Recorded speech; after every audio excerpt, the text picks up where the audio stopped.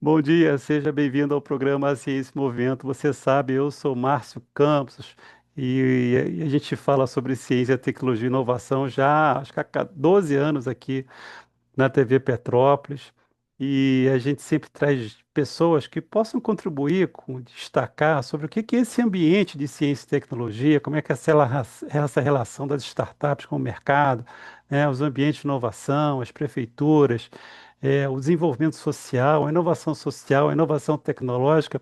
E hoje temos aqui a Ellen Mazarax, estivemos juntos recentemente na Conlestec Maricá, numa mesa no painel 2 falando sobre compras públicas de inovação.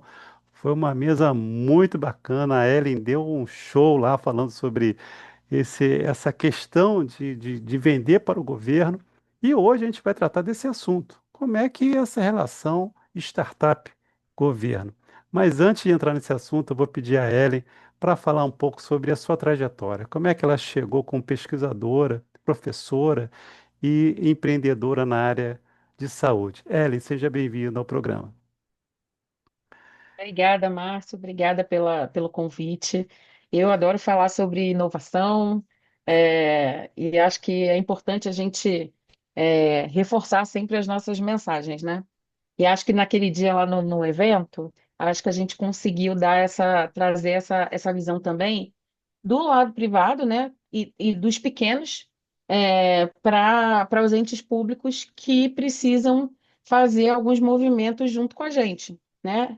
É tudo muito em bloco e tem que ser um movimento ecossistêmico mesmo, né? Então, acho que é bem legal. Então, vou falar um pouquinho de mim, como você pediu. Aham, É, eu sou de comunicação social, minha formação inicial é relações públicas, e aí, enfim, trabalhei ali, fiz o clássico que todo mundo sempre fez, terminei a faculdade, fui fazer marketing, fui trabalhar com isso, até que eu fui trabalhar na área de saúde, numa empresa que fazia gestão de saúde para o que a gente chamava de microecossistemas de saúde, que eram empresas muito grandes, maiores do que cidades, a maioria das cidades, inclusive do Brasil, e a gente precisava fazer essa gestão. Então, como da área de comunicação, no início eu trabalhava muito com mudança de comportamento, campanhas, enfim. E aí, isso lá muito atrás, né? Estamos aí falando de, sei lá, 13, 15 anos atrás. aham. E aí, com o tempo, minha área se transformou em comunicação, marketing e projetos. E eu gosto de falar em projetos porque projetos era tudo que não sei para onde vai, dá para Ellen. E isso foi muito bom para mim, porque a gente começou todo um projeto voltado para Data Analytics naquela época. E aí, isso foi a base para criar um spin-off de uma empresa de tecnologia que depois foi vendida para o grupo DASA, para a rede DASA, e trabalhava prioritariamente a partir do Data Analytics, com Machine Learning e também com predição, quando não se falava muito disso, muito antes de IA generativa e tudo isso que a gente vem assistindo. E daí nunca mais fui, né?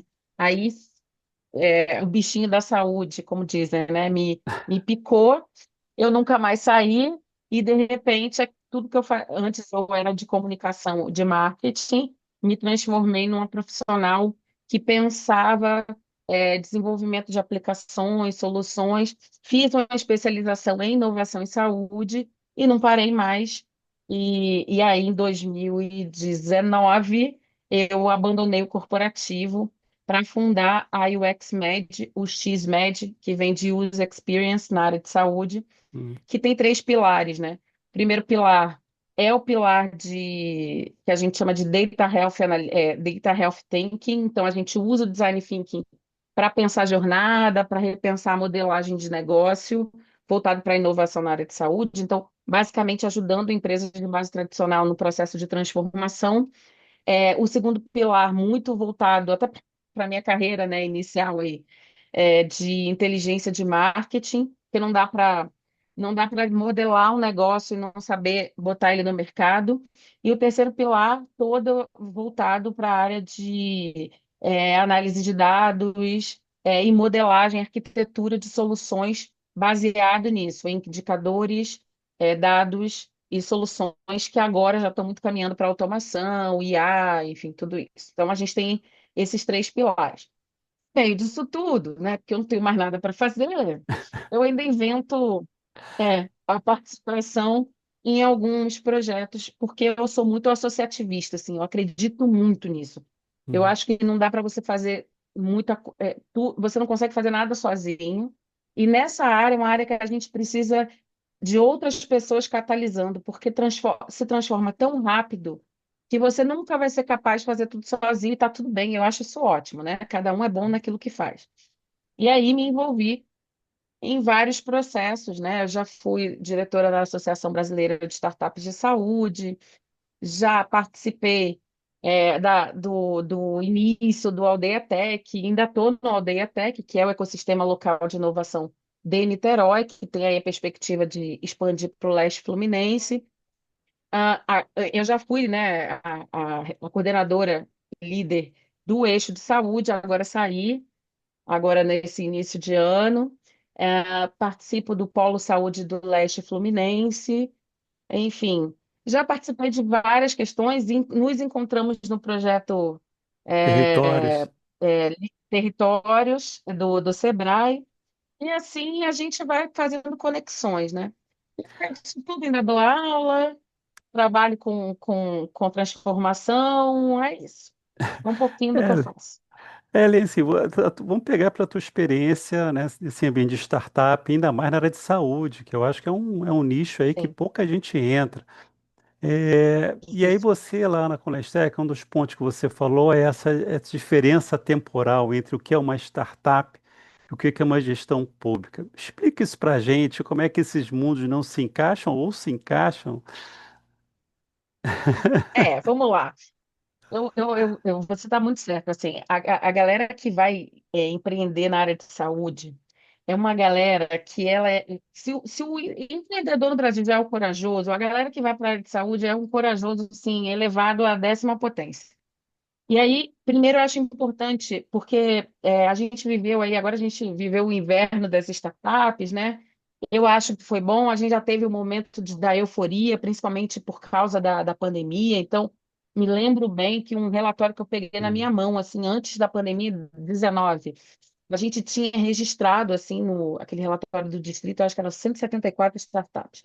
Quando acabou a pandemia, a gente tinha 700 e poucas startups no mesmo relatório. E é óbvio que várias foram morrendo ao longo do caminho. Algumas foram investidas, ganharam muito dinheiro no meio do caminho e ainda assim elas não performaram. E o que eu acho, assim, acho que é importante para diferenciar e a gente chegar no público. Empreender na área de saúde, fazer health tech, botar uma health tech para funcionar, existem tempos diferentes.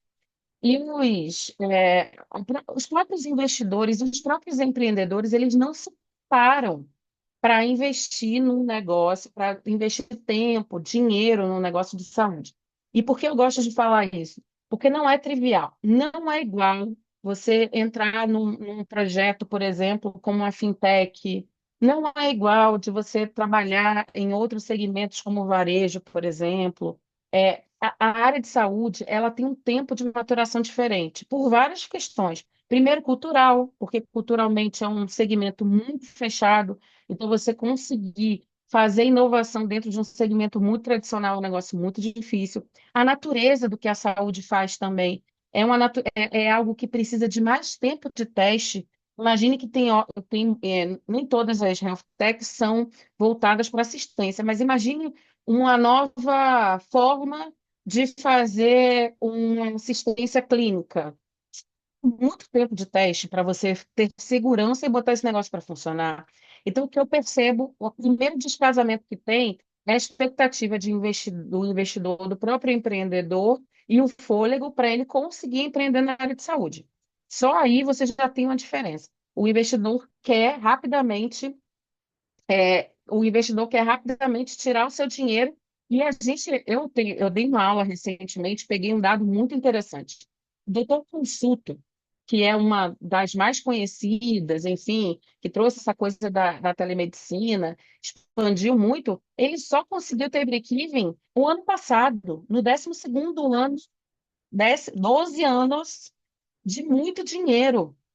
os grupo, enfim, os investidores botando dinheiro 12 anos num segmento para outro que não seja saúde é inadmissível. O investidor já quer fazer o exit e sair e levar o seu dinheiro embora. Isso não acontece, os tempos são diferentes. Beleza, dito isso, né, que a gente já tem uma desconfiança, a gente vai para esse descasamento 2, que é a administração pública já entende melhor que ela precisa inovar, mas ela tem tempos e movimentos de uma burocracia que não necessariamente se encaixa com os tempos e movimentos de uma startup. E aí, imagina que uma startup já está ali, ó, na sofrência, sofrendo horrores para viver, para sobreviver. Ela precisa de dinheiro para poder se manter. E aí vem a administração pública e vai levando meses, anos para poder concluir aquilo. Muito antes daquele processo ser finalizado, eu já vi muita startup morrendo antes, né?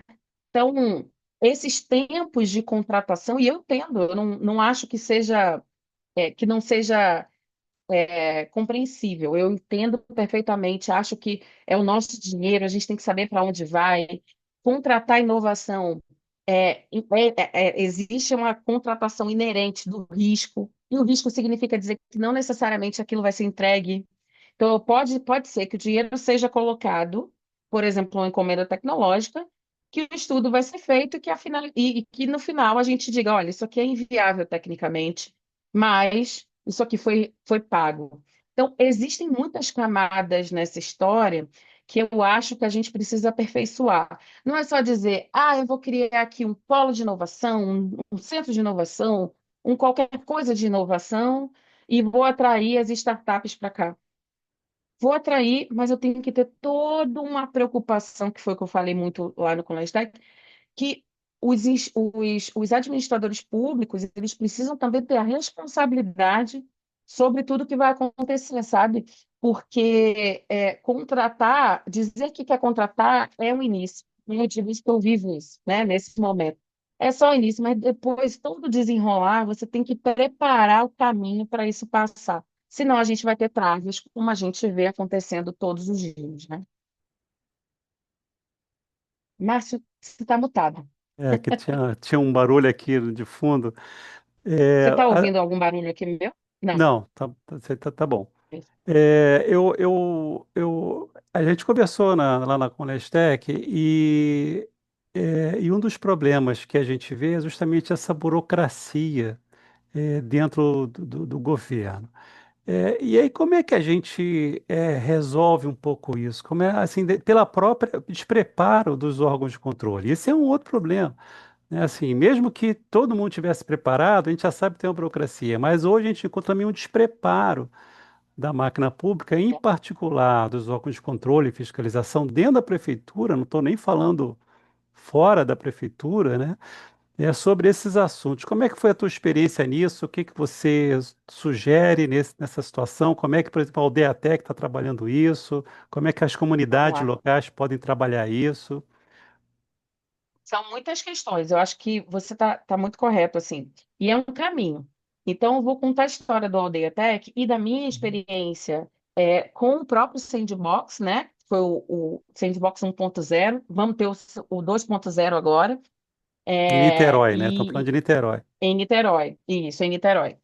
Bom, vamos lá. Como a gente começou o processo de criação do Aldeia Tech, né, pela metodologia do Sebrae, que é do Ecossistema Local de Inovação, e o Sebrae contratou a Fundação CERT, responsável por vários ecossistemas no Brasil, a CAT, que é o mais, né, conhecido e mais, vamos dizer, vitorioso que a gente tem de exemplo no Brasil, o Porto Digital também, lá em Recife, que é incrível. Eles desdobraram a metodologia. Então, quando a gente começou, tinha muito essa coisa de identificar quais eram as vocações e também identificar quais eram as startups. Beleza. A gente começou a fazer as discussões, e aí eram discussões assim: tinha startup, tinha empresa, tinha universidade e principalmente tinha o poder público. Quando a gente teve uma oportunidade, isso foi muito bom, de dizer o seguinte: olha, não adianta vocês quererem colocar a startup aqui se não tiver um arcabouço jurídico que ajude a gente. Então, por exemplo, eu vejo muita prefeitura falando, eu quero inovar, eu quero trazer startup, mas não tem. Decreto de sandbox que permite, o que que é o sandbox? Como o nome já diz, é uma caixa de areia que, por determinado momento, um ano, 2 anos, você consegue baixar algum tipo de norma, regulação municipal, no caso do âmbito municipal, pode ser feito estadual, federal, enfim, mas você baixa ali as restrições e você permite que aquela startup, desde que, obviamente, qualificada, dentro dos critérios de edital, ela consiga testar a solução dela num ambiente real da administração pública, pode ser de empresa também, tudo isso. Hum, Beleza.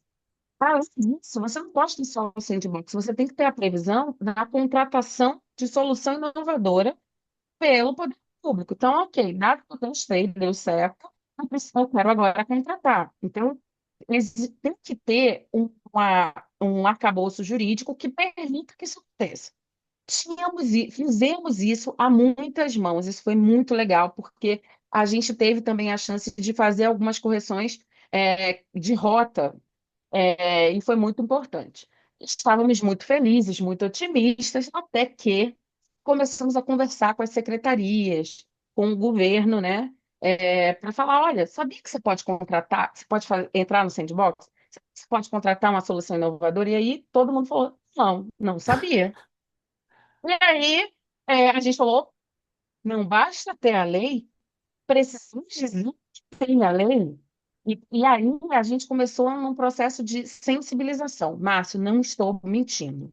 Fizemos 1 ano e meio de peregrinação. Aí minha área de saúde, de conversar com todo mundo, de falar, olha, isso aqui é legítimo, olha, o TCU já fala disso. Niterói, inclusive, né, uhum, onde eu atuo, é inclusive falado como, tido como referência para o TCU, uhum, né? E uhum. outras cidades que tem, Teresópolis tem, que eu saiba, tá? Outras também Rio de agora já Janeiro, está acho que agora ficando, tem. Rio de Janeiro também tem, então está ficando um pouco mais comum. E aí, beleza. A gente entendeu que a gente precisava fazer um processo de sensibilização. E eu, como coordenadora do Aldeia Tech, né, na área de saúde, fazendo esse relacionamento com a secretaria, falei, e se a gente começar a contar para as pessoas o que que é inovação e como elas podem identificar nas suas práticas o que é um desafio? Um desafio que pode fazer parte de um grande mapeamento, levantamento que vai gerar um sandbox específico ali para a saúde. E a secretária super topou. E a gente montou 2 workshops, e aí a premissa era: não vamos obrigar ninguém, vai ser extremamente Uhum, espontâneo. E a gente abriu 2 dias de workshop e a gente teve 200 pessoas inscritas espontaneamente. E a gente tinha desde o agente comunitário de saúde até o subsecretário X lá que estava participando, queria entender o que estava rolando. Quando a gente fez esse workshop, primeiro que a gente deu algumas técnicas para eles, e a gente conseguiu fazer com que eles identificassem desafios nas próprias práticas. E aí a gente subiu um QR Code que povoou um grande formulário. E aí a gente fez isso no início, a gente tinha 56 desafios mapeados. Depois a gente ajudou, né, como Aldeia Tech, a gente ajudou a secretaria a entender o que que era desafio e o que que não era, porque eu vou dar a diferença. Uma coisa é eu dizer assim, olha, Márcio, eu quero fazer isso aqui, essa caixinha de fone e do ponto A ao ponto B. Isso pode ser um desafio. Ou eu posso chegar e falar assim, eu quero um aplicativo que faça essa caixinha do ponto A ao ponto B. uhum, Aí a gente já não tem um desafio específico. Na verdade, a gente já tem uma ideia, e a ideia não é uhum, o desafio. Então, a exato. gente fez uma clusterização, essa clusterização se transformou em 5 macroblocos, e depois a gente foi ensinando para o próprio gestor público a entender o que que era o desafio e qual era o TRL que ele poderia aceitar dentro daquele desafio, o que que era TRL, enfim, Uhum, tudo isso. E aí a gente fez esse deparo que terminou com um documento de 42 desafios. Perfeito. uhum, Vai andar. Nossa expectativa. Agora a gente tem os desafios, a gente tem todos os gestores ali na mesma página, todo mundo sabendo o que está rolando, como é que identifica, quais são os desafios da secretaria. A gente tem um arcabouço jurídico. Beleza. A própria secretaria falando, eu quero contratar 2 soluções que forem qualificadas no Sandbox. A minha empresa também se qualificou no Sandbox. E aí a gente esbarrou aonde? No jurídico da secretaria, dizendo o seguinte: olha, eu não sei se isso pode. E não era uma questão de, eu vou indeferir porque eu quero. Não, por uma questão de desconhecimento técnico. E aí a gente entendeu que a gente precisava falar com os jurídicos. Aí, entende? Cada passo que a gente dava, a gente entendia que a gente precisava fazer um outro processo. E eu vou É, dizer, um processo cultural, é isso tá? mesmo. É assim, a gente tem um desafio ainda, Eli. Outro dia eu brinquei aqui em Maricá, estava num projeto, e eu falei assim, não, daqui a 50 anos isso melhora. As pessoas, não, 50 anos não. Mas, assim, é um processo cultural, a gente está no processo, a gente está, eu acho que está indo na direção certa, mas é cansativo algumas Processo. vezes, né? Mas eu acho que é o caminho, não tem outro caminho, né? É Helen, cansativo. a gente está chegando no final do nosso programa. Queria Ah, agradecer muito pelo seu papo e, imagina. claro, está convidado aí para outras conversas sobre ciência e tecnologia e a tua experiência fantástica aí nessa relação startup-governo. Muito obrigado, Helen, pela sua entrevista. Bem, Até a próxima. obrigada, Márcio. Muito A, obrigada. a todos um forte abraço. Tchau.